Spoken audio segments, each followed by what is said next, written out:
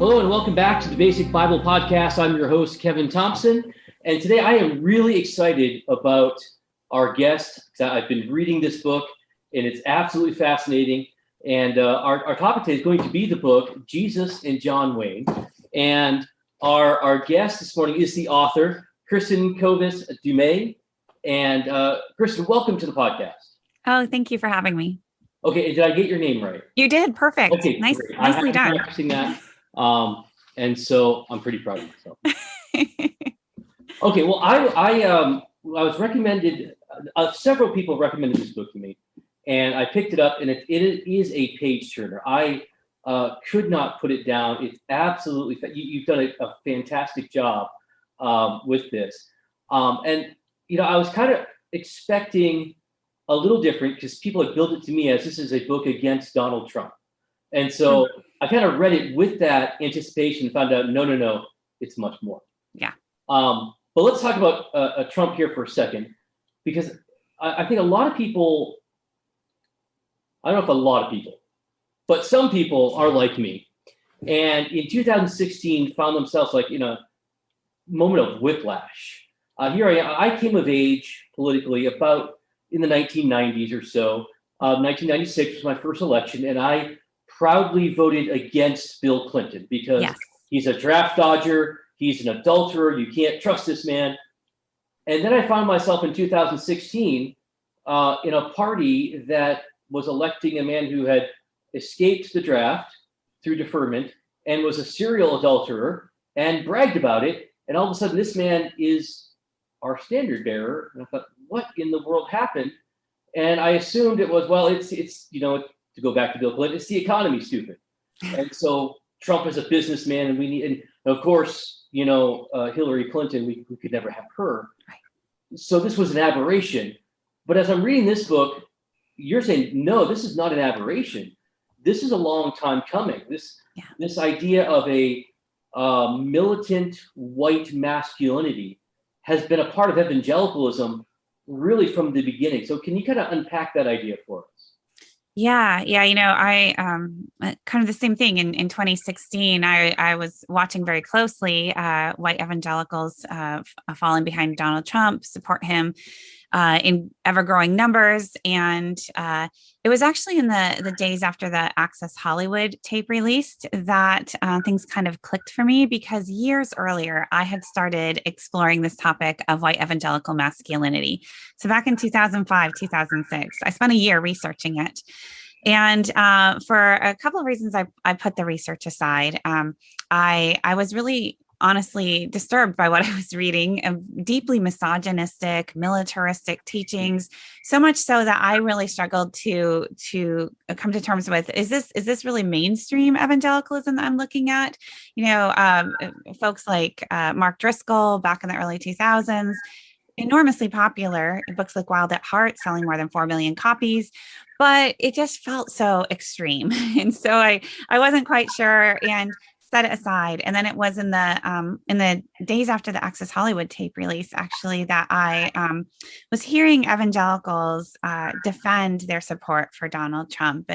And it clicked that not only had we seen this before, that we'd seen white evangelicals kind of rally around abusive leaders, abusers of power in many cases, and I knew enough of that history, but the language that they were using to defend their support for Trump reminded me so much of all that I had read in books on Christian manhood, right? We need a protector. We need a strong leader. We need a masculine leader. We need a ruthless leader who will do what needs to be done to protect faith, family, and nation, who will use violence to achieve order and to pursue righteousness.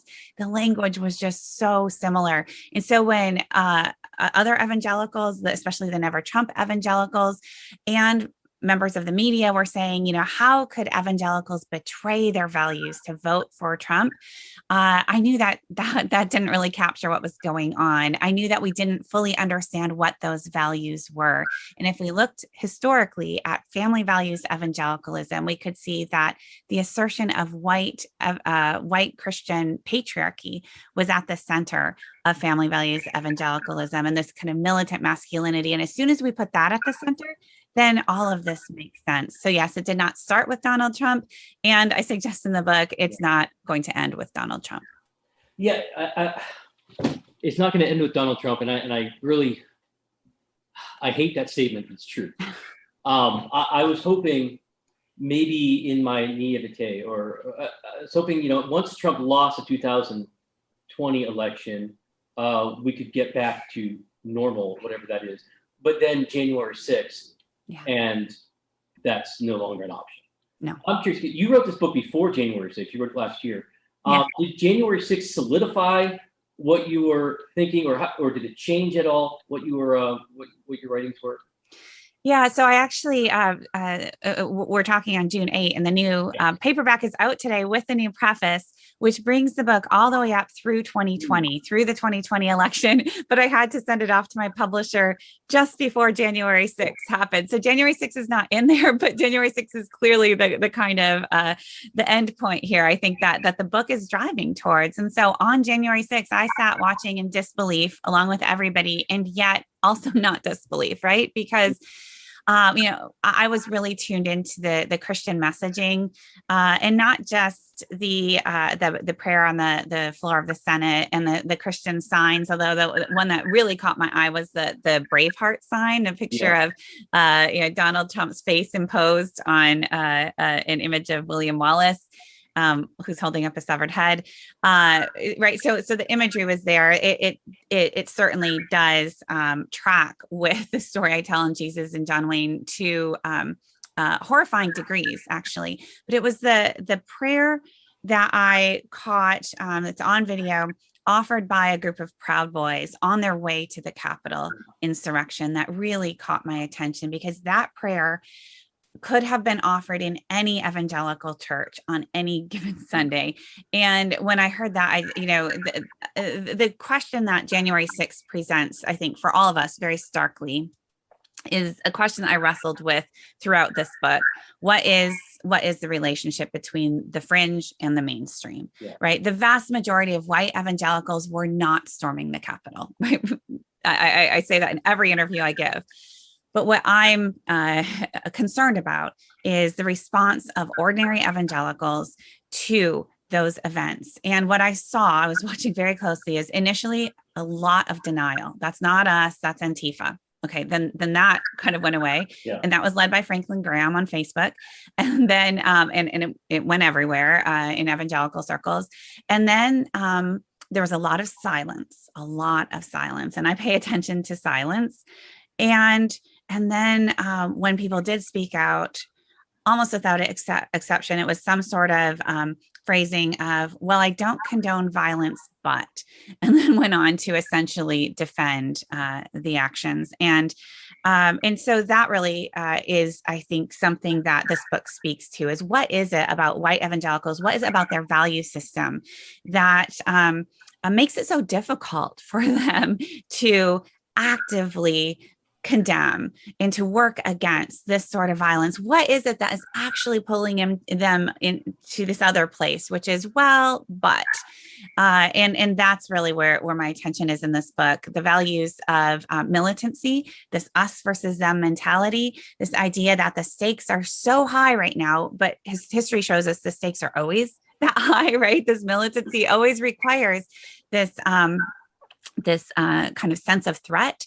And then that justifies using violence. It justifies to do what needs to be done in order to protect your understanding of Christianity, your understanding of Christian America. Yeah. You mentioned this today, June 8th, is the day your book comes out on paperback. And so again, let me thank you for taking the time this morning, what's going to be a really busy day to record this interview. And so this will air on Monday. So buy the book. It's out on paperback today. You joked on Twitter that what's the advantage of publishing this book in paperback is that when you throw it across the room, it'll cause less damage. Yes. I get what you're saying. Because as I was reading this, I found it uncomfortable at several points. I grew up in the world of fundamentalism. You mentioned guys like Bob Jones and Jack Hyles in your book. That's kind of my background. In fact, Jack Hyles helped start the church I grew up in. And then eventually, I kind of spun the spectrum a little bit. I graduated from, I have a degree from Liberty University, as well as another fundamentalist background. So I'm reading this with fascination because you're kind of coming from this from the other side of what I'm used to. Yeah. And I'm reading through this, and I don't like a lot of what you say, but I can't argue with a lot of what you say. And it really convicted me as I'm reading this. I'm like, yeah, I'm starting to put dots together that I hadn't put before. So I'm wondering, to a guy like me, to a conservative evangelical, complementarian even, what do you hope someone like me gets from this book? That's a really good question. So, I'll say when I wrote this book, I went outside of Christian publishing. I went with a secular trade publisher. And so the book is not, the primary audience for this book was not, kind of specialized Christian to Christian, speaking to evangelicals. Right. Obviously, I really hope that evangelicals would find this book and would pick it up. But I think they absolutely have, yes, to a remarkable degree. But the book doesn't read in a way, it's not wooing evangelicals. I think it's fair to say. It has some, an early reviewer described it as urgent and sharp elbowed. And I think that gets it just right. And you can tell from the subtitle on the chapter titles and the tone of the book. I made it a choice. It kind of came naturally. And then I embraced it to not show deference to authorities within evangelicalism, because what I saw from my research is just how much damage that had done, that the evangelicals for generations have really taught this idea of authority and of giving deference to the quote unquote God appointed, God ordained authorities. So women to men to their pastors, and pastors to the more important pastors, and this chain of command, this hierarchy. And what I saw is how many times that set up for abuses of power. In really horrifying ways. So I think my reaction as a writer was to just not participate in that whatsoever. And I wanted to make very clear, I am not deferring to these authorities. And so that explains the tone. So what did I hope conservative evangelicals would get from this? Honestly, first and foremost, truth. Right. I did not want to soften these sharp elbows at all. I wanted to tell the story that history tells us as powerfully as possible, because I know for a fact that evangelicals have worked really hard to control their narratives, to control the history that they tell themselves. And we all do that to a certain extent. But evangelicals have really kind of perfected this, because they have what I describe in Jesus and John Wayne. They have this expansive consumer culture. They have Christian radio. They have the Christian publishing industry, absolutely massive, right? They have this cohesive subculture. They have their messaging that gets out, and they have this active messaging that says, don't go outside our communities for your news. Get your news from these trusted sources. You don't need to read secular publishing. Go to Christian publishers, again, trusted. And that's where you're going to find one story of evangelicalism. And it's a story where evangelicals are the heroes, right? And good guys versus bad guys. And the culture is against us, and we're against the culture, and we're doing God's work. We're on God's side. God is on our side. And as an American historian, I knew that there's just another side to evangelicalism. And, the good things that evangelicals have done are worth noting, but that has to be held alongside with some of the darker sides of evangelical history. We have to talk about racism and persistent racism. We have to understand how that is just so deeply embedded within white evangelical communities and culture. We have to talk about not just complementarianism in its kind of most gracious form, but we have to talk about deep-seated misogyny, about abuse of power. That is absolutely part of evangelical history, and we cannot pretend it is not, because if we do, we are going to be perpetuating these abuses. So what I want my conservative evangelical readers to get from this is exactly what you suggested, an honest engagement of, okay, this is also our story. This is our story. So what do we do next? How do we respond? And what I'm seeing happening, which is incredibly, incredibly gratifying, is so many conservative evangelical readers are holding this book up against their faith commitments, right? Their actual ideals. What does the Bible say? Who is Christ? What does it mean to follow Christ? And is this history that is really well documented, I'm going to say, is this an expression of those ideals? And where it falls short, that's where we need to be working right now. And that's where we need to be reforming. And that's where we need to be, ruthlessly self-critical in order to better align our actions, our practices, our witness with what we aspire to be and believe. Yeah, and as an old-time fundamentalist, I believe sometimes, in a sermon, you've got to stomp on some toes. And as you say, throw a few elbows every once in a while, because we need that. Yeah. And it really convicted me what is my picture of Christ? Is my picture of Christ something that's biblical, or something that more resembles John Wayne, the tough guy, the warrior? Because we don't see that in the Gospels. Right. We don't see that in Paul's epistles either. But somehow our image has morphed into more of, again, I wish my co-host Ray was here, of an Americanized Christianity that has been influenced more by the culture than we're comfortable admitting to. And so this book is very antiseptic. Yeah, and that's where the subtitle of the book, How White Evangelicals Corrupted a Faith and Fractured a Nation, that first part, that how white evangelicals corrupted a faith, I want to be very clear that's not a historical claim, right? There's no way, what does it mean to corrupt a faith? It's my little kind of normative claim as a Christian myself. And I'm speaking here directly to white evangelicals who self-identify as Bible-believing Christians, right? This is like the number one, like, what does it mean to be an evangelical? To uphold the authority of the scriptures and pattern your life after that. And I know that, right? And so this is me speaking directly to Bible-believing Christians and saying exactly what you were suggesting. Wait a minute, these ideals, these are not actually biblical, right? They're not scriptural. And I demonstrate that in so many very specific cases in this book. So teachings like turn the other cheek, love your neighbor as yourself, love your enemy, these are explicitly rejected as not relevant to our moment. Things like the fruit of the spirit, where do those play into this rugged ideal of warrior masculinity? They don't. They don't. And so that's why we see evangelicals going outside of Christian tradition to find their ideals of Christian masculinity. William Wallace from the movie Braveheart, John Wayne, or even you could say Donald Trump. Paradoxically, it's men who have not been formed through traditional Christian virtue. You think fruits of the spirit, right?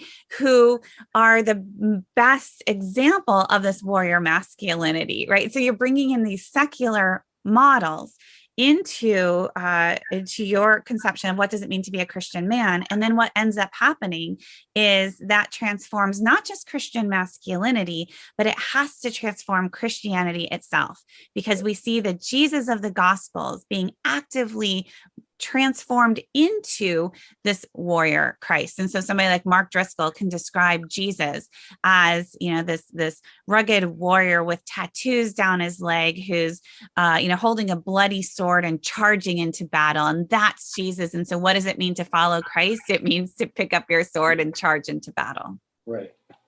Yeah. You mentioned one section of the book that the Sermon on the Mount isn't going to play well in the Defense Department. No. And it's something.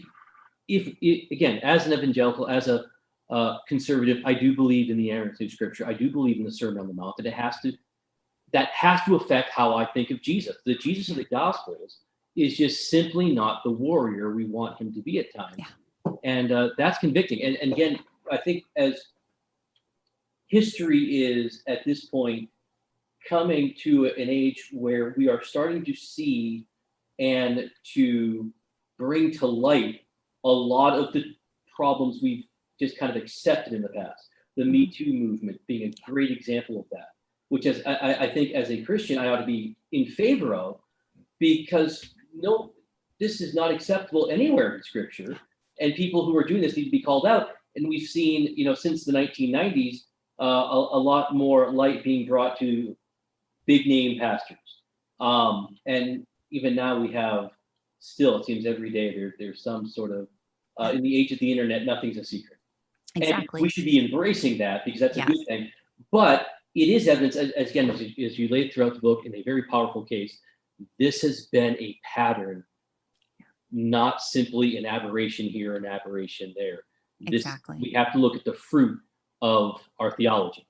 Yes, exactly. And yeah, the last chapter of the book is called Evangelical Mulligans, a History. And it really is a devastating chapter that just traces one after another, these horrifying instances of abuse in evangelical spaces. And what I will say is, first researching and writing that chapter was incredibly difficult, to sit with the stories of survivors.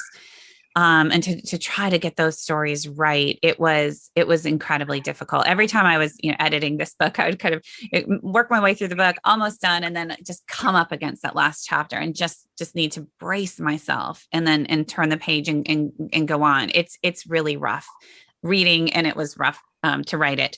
But what I realized is, the acts of perpetrators, and there are a lot of perpetrators, pastors, leaders, all right, within evangelical circles who have done horrific things, abusing women and children, horrifying. But what was in some ways even more disturbing, and this has also been borne out by the voices of survivors, is the way in which, quote unquote, good Christians, respectable evangelicals, members of their community, their churches, their families, end up defending those perpetrators, defending horrific acts of abuse. They end up blaming the victims. They end up,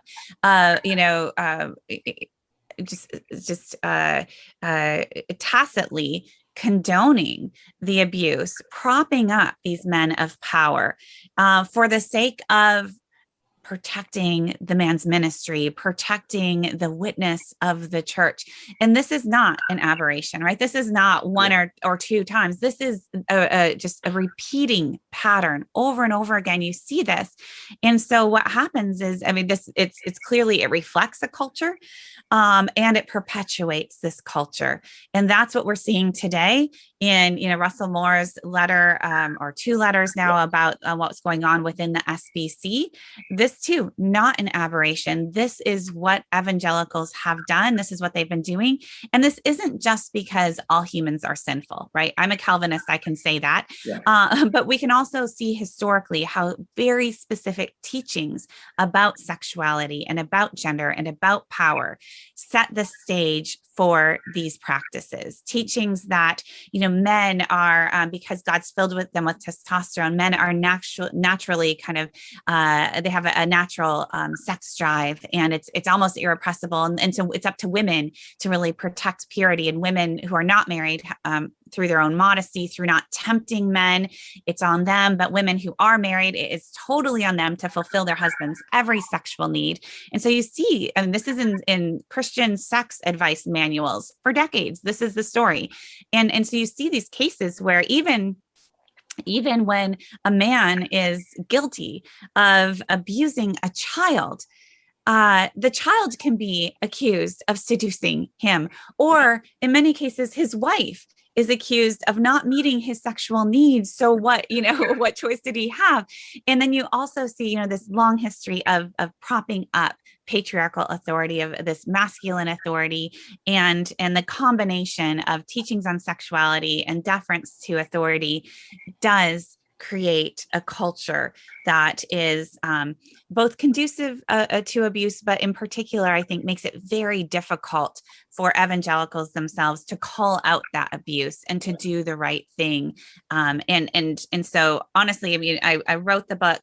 I knew that last chapter had to be in there, but more than once I did ask my editor, does this really have to be here? This is really, do I have to? And he's like, it does have to be there. Yeah. And it's important that it's there. But the fact that chapter in particular has stayed so timely. Week by week, as you say, the stories keep coming out, and you see these patterns just repeated, and it's devastating, and it is a huge problem that evangelicals need to tend to and need to take extremely seriously. And some are, but many are not. There's a statistic out there that says that 1 in 4 women have been the victim of some sort of abuse.